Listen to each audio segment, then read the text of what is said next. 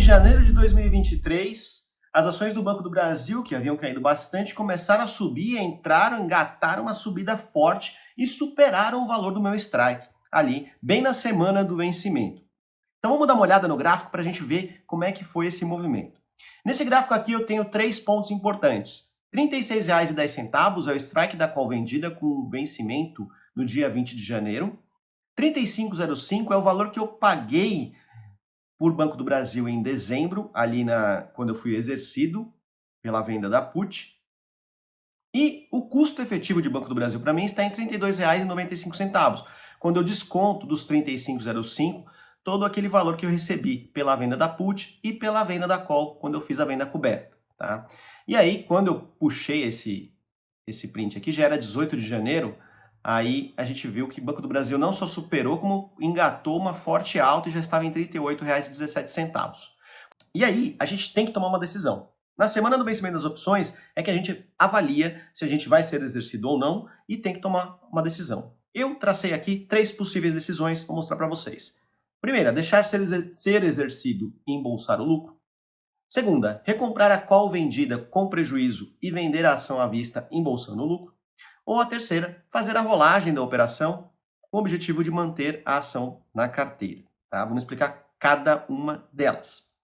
A primeira decisão é deixar ser exercido e embolsar o lucro, ou seja, eu fiz a venda da call, a venda coberta, e não tem problema, vou absorver ali, vou ser exercido, vou ter que entregar as ações por R$ 36,10. Vamos ver como é que ficaria essa situação se eu deixasse para ser exercido em 20 de janeiro.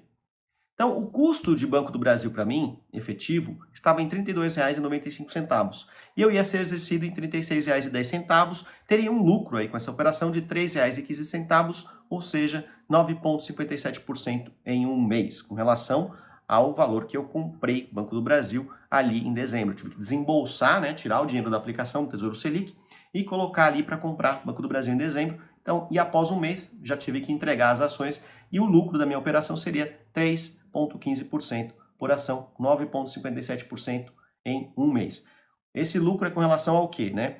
Eu tenho que considerar, para abater os 35,05 que eu comprei as ações de Banco do Brasil, apenas os valores das opções que eu fui vendendo nessa operação. Então, como eu vendi a put, eu considero o valor da venda da put. E depois eu vendi a call, também considero o valor da venda da call. E aquele outro lucro que você vinha tendo com o rendimento no Tesouro Selic, esse lucro não entra nisso porque um lucro veio de uma operação em Tesouro Selic. Não tem nada a ver com a operação em Banco do Brasil, tá? Então a gente só considera para o custo efetivo de Banco do Brasil aquilo que veio de Banco do Brasil, que é o que veio das vendas de opções, ok?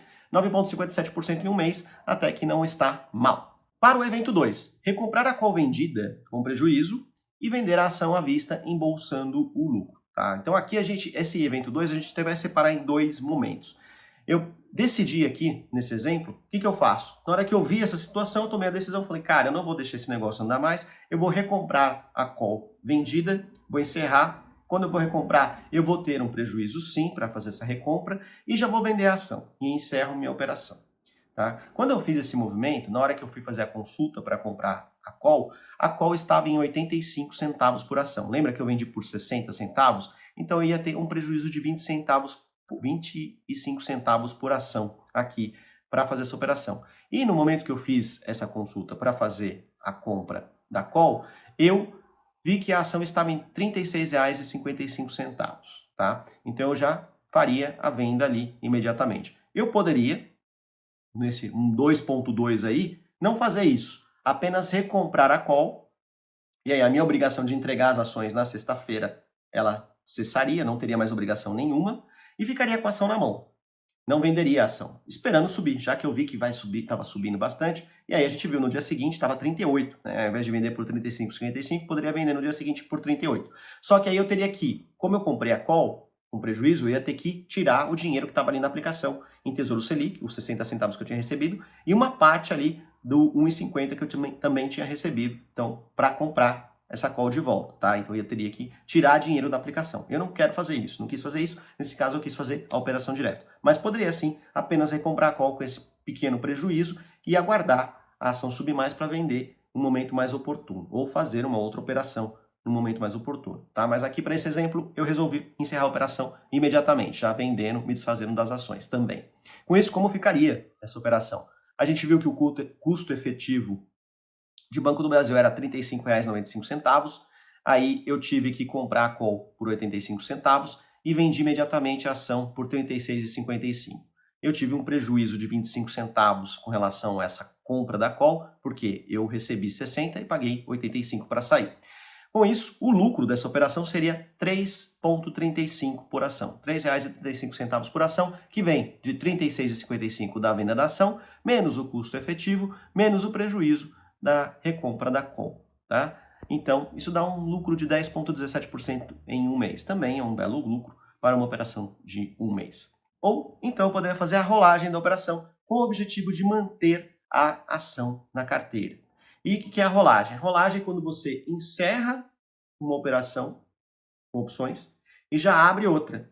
Você utiliza esse capital da outra para pagar a anterior, tá? Então, como é que a gente faz isso? Se eu estou vendido em call e eu quero fazer uma rolagem, eu tenho que recomprar a mesma call e já vender a call para o próximo vencimento ou para os próximos vencimentos, tá? E aí eu utilizo esse capital dessa call para pagar esse prejuízo. Quando eu estou durante o dia ali, eu posso fazer isso. A corretora ela permite que eu faça isso sem ter muitos problemas, tá? Então o que eu faço? A primeira coisa que eu tenho que fazer é realmente encerrar a minha operação de venda coberta. Então eu vou lá e faço a primeira operação, que é recomprar a call BBASA 38, que é a call que eu estava vendido. E eu fiz isso no dia 17 de janeiro de 2023. Então eu recomprei a call, zerei minha operação. No mesmo dia, 17 de janeiro de 2023, no mesmo momento, né, eu recomprei a call e já vendi a próxima call. Vendi uma call chamada BBAS B373. A gente já sabe, BBAS se refere, é uma call referente a Banco do Brasil. O B refere-se a uma call, opção de compra, com vencimento agora em fevereiro. E o 373 é o código dessa opção. E o strike dela, R$ 36,33. Ou seja, eu mantive mais ou menos o mesmo strike. Tá? Era R$ 36,10 a BBAS A38, a BBAS B está em 36,36. E qual que é o vencimento dessa operação? Aí eu passei agora, posterguei o vencimento para 17 de fevereiro, ou seja, mais 31 dias corridos. E o quanto que eu recebi por isso? Eu recebi um dinheiro por isso, né? Eu recebi 91 centavos por ação. Por quê, Douglas? Me explica. Porque eu tive que recomprar a call, né? Eu recomprei a call por 85 centavos, lembra? Aí, então, saiu da minha conta lá, 85 centavos, ficou negativo. Só que imediatamente eu já fiz uma venda da call posterior por R$ 1,76 por ação.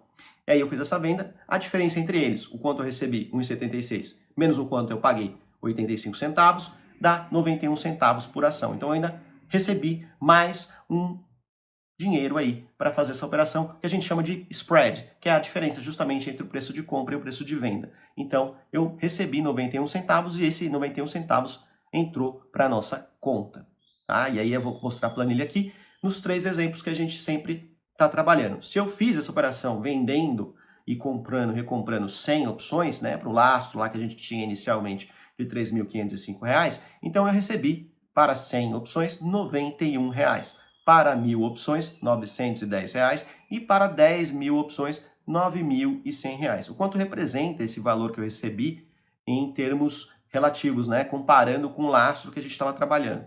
2,60. Então, R$ 91 representam 2,60 de 3.505. E a gente já sabe o que a gente vai fazer com esse dinheiro. Vai deixar parado na conta? Lógico que não! Nós vamos botar esses caras para trabalhar para a gente.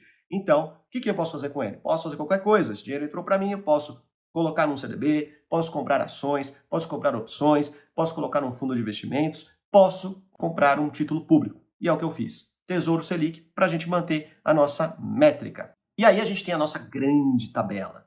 Né? Eu peguei ali a nossa tabela do mês 2, que ela é referente ao movimento de dezembro para janeiro, e montei a tabela do mês 3, que é a tabela do mês de janeiro para fevereiro. É o quanto a gente espera que encerre ali em fevereiro a nossa operação, tá? Então, vamos ver como é que ficou. A gente já tem o valor acumulado ali, que a gente tinha calculado para janeiro, né, de dezembro para janeiro, que é a coluna F, e a gente passa ela para a coluna B do mês 3. Esse valor que estava acumulado, ele ficou ali, né? De janeiro para fevereiro, ele vai render Tesouro Selic, 1,08% ao mês, porque Tesouro Selic, né? A taxa Selic continua 13,75% ao ano. Então, o rendimento dele foi 2,63 para 100 opções, 26,30 para 1.000 opções e R$ 263,02 para 10 mil opções. Já é um rendimento ali, botamos para trabalhar. Aí a gente recebeu, né, os 91 centavos por ação da nossa rolagem. Então, R$ 91 para 100, 910 para 1.000, 9.100 para 10 mil. Esses caras trabalharam para a gente também, colocamos em Tesouro Selic e lá em fevereiro eles vão render 98 centavos, 9,83 ou 98,28. Depende do valor, do tamanho. E aí, acumulando tudo isso, né, o quanto a gente já tinha acumulado, mais todos esses rendimentos de Tesouro Selic, mais o valor que a gente recebeu pelo spread, nós chegamos no valor total acumulado nesses 3 meses de R$ 338,12 se eu tivesse feito a operação com 100 opções. R$ 3.381,54 se eu tivesse feito com 1.000 opções e R$ 33.815,31 se eu tivesse feito com 10 mil opções. Quanto que isso representa com relação ao lastro, ao capital que eu separei para fazer esse tipo de operação? 9,65% em 3 meses. É uma bela rentabilidade extra que você colocou. Claro, uma parte desses 9,65 eles vêm da aplicação em Tesouro Selic. A gente está colocando tudo que vai entrando, a gente está colocando em Tesouro Selic. Então, uma parte disso é Tesouro Selic, ok. A outra parte vem da onde? Vem do nosso expertise em fazer essas vendas de opções para turbinar os rendimentos, ok? E aí, com isso, a gente tem que considerar também o valor que a gente recebeu pela rolagem, nos 91 centavos, no novo custo efetivo de Banco do Brasil para a gente. Então, vamos colocar ali na nossa planilha para verificar isso. Então, a gente já tinha visto que no mês 1, o Banco do Brasil caiu para R$ 33,55 de custo para a gente. Depois que eu vendi a call por 60 centavos no mês 2, lá de dezembro para janeiro,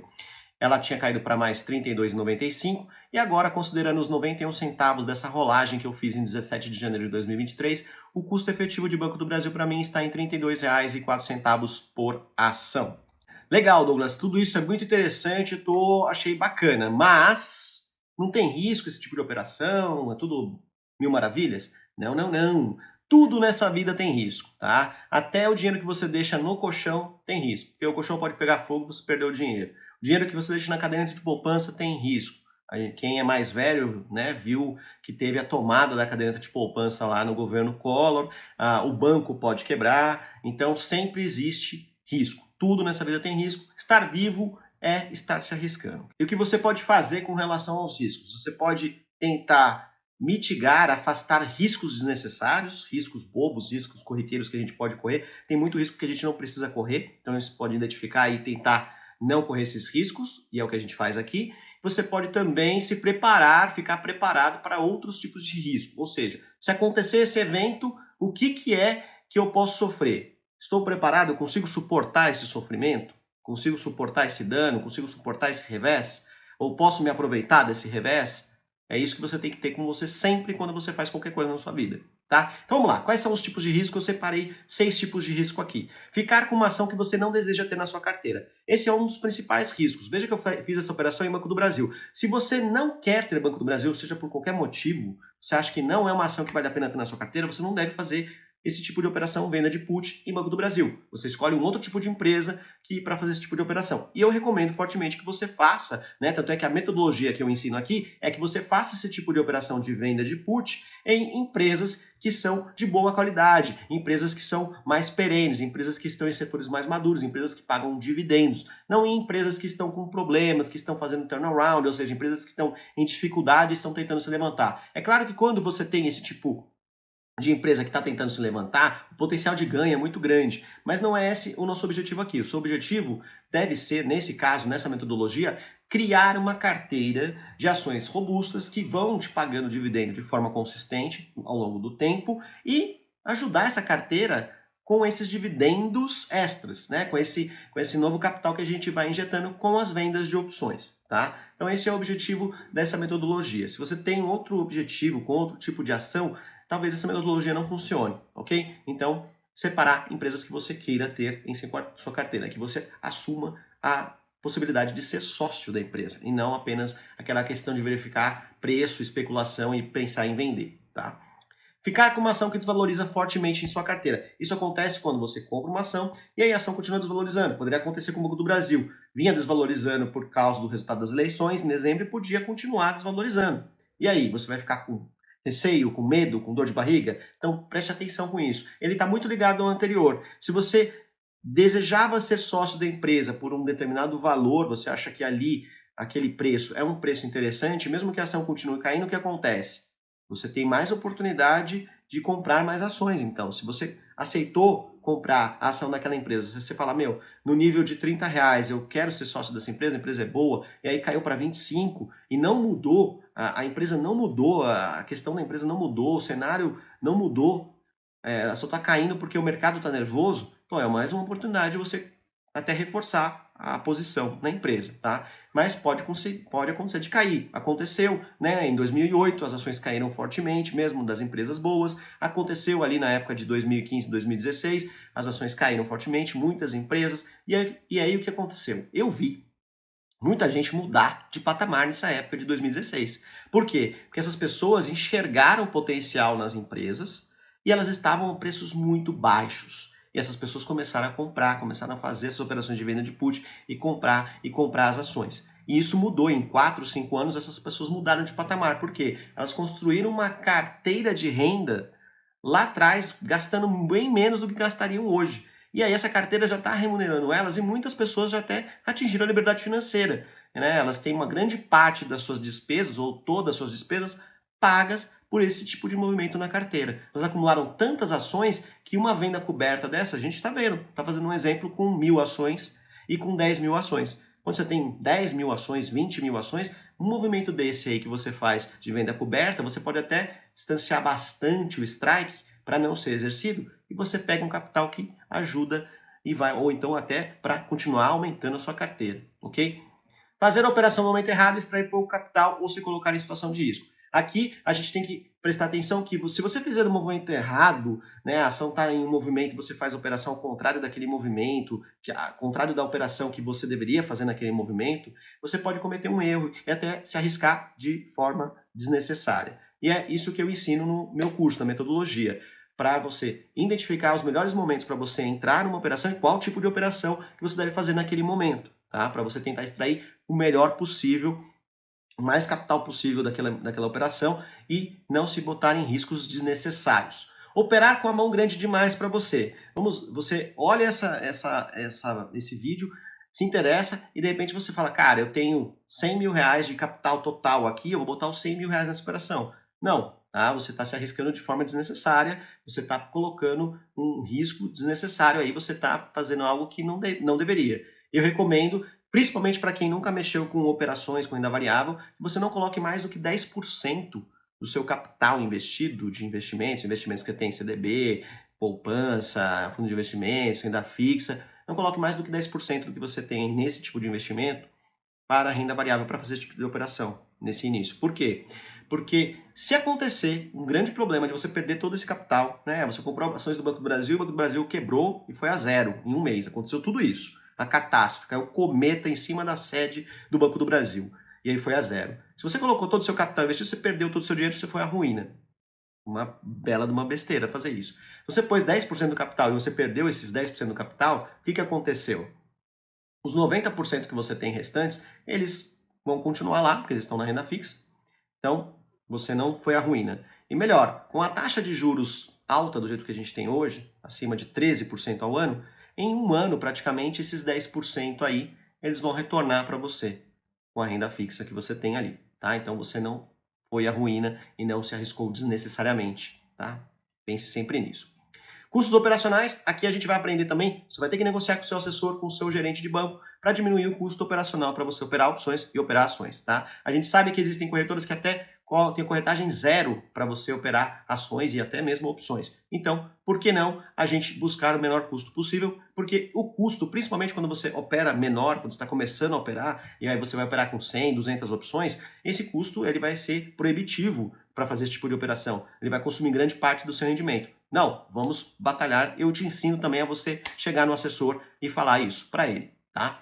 E fazer uma operação errada. Você pode fazer uma operação errada, até muito ligado ao outro movimento do item 3, e aí você faz a operação errada e deu algum problema. Mas aqui, operação errada, eu estou estressando, eu estou reforçando a ideia de você não fazer nem a venda da call, nem a venda da put sem estar coberto, tá? A venda da put a gente viu, a gente precisa estar com dinheiro ali, o capital, para assumir o strike, para assumir a compra da ação se a gente for exercer. Ok, aí você deixa no Tesouro Selic ali rendendo e você está coberto. Agora, a venda da call, é muito importante que você não venda call sem ter ação para cobrir essa venda de call. Tá? Então, se eu fiz uma venda de call de 500 calls, 600 calls, vamos lá, 600 calls, eu tenho que ter 600 ações, objeto dessa call, tá?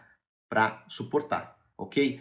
Se você fizer descoberto, você corre um sério risco de ruína, porque a corretora pode executar os seus outros investimentos. Ela pode chegar no CDB que você tem ali e pegar esse CDB para cobrir essa defasagem. E isso acontece, ok? Isso acontece porque eu já vi acontecer. Tem o caso notório do pré-sal. As ações de Petrobras estavam ali num patamar, vamos chutar um valor aqui, R$20, por exemplo.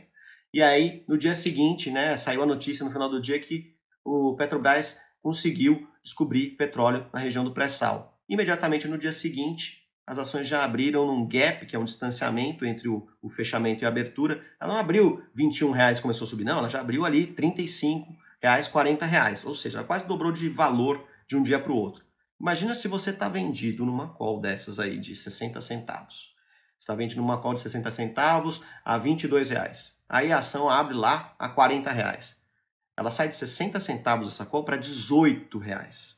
Então, se você fez com 100 ações, você recebeu R$60 e vai ter que pôr 1.800 para zerar essa operação. Bastante dinheiro, né? É um prejuízo gigantesco. Se você fez com 1.000 ações, você recebeu R$600 e aí você vai ter que pôr 18.000 para fechar. Recebeu 600, põe 18.000, né?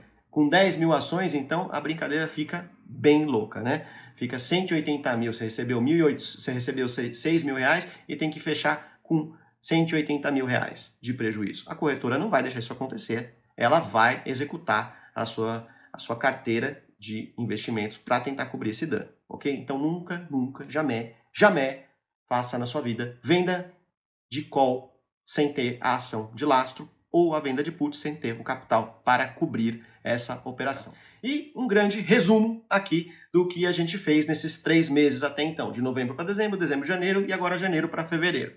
E a gente tinha um lastro de R$3.505 para uma operação com 100 opções, uma venda de 100 puts, inicialmente lá em novembro. A gente tinha um lastro de R$35.050 para a venda de 1.000 puts, ou R$350.500 para uma venda de 10.000 puts. Quanto que a gente acumulou até então, ali, esperando para fevereiro? R$338,12 para 100 ações, R$3.381,54 para 1.000 ações e R$33.815,31 para 10.000 ações. Tudo isso a gente acumulou de rendimentos, mais o quanto a gente recebeu pelas vendas das puts e das calls em 3 meses. O quanto isso representa com relação ao capital que a gente deixou de lastro inicialmente para isso. 9,65% em 3 meses, né? Um retorno acumulado de 9,65%. Esse 9,65% está embutido nesse retorno, claro, o retorno que a gente deixou todas essas vendas e esse lastro rendendo ali em Tesouro Selic. Mas uma outra parte vem justamente das vendas de opções.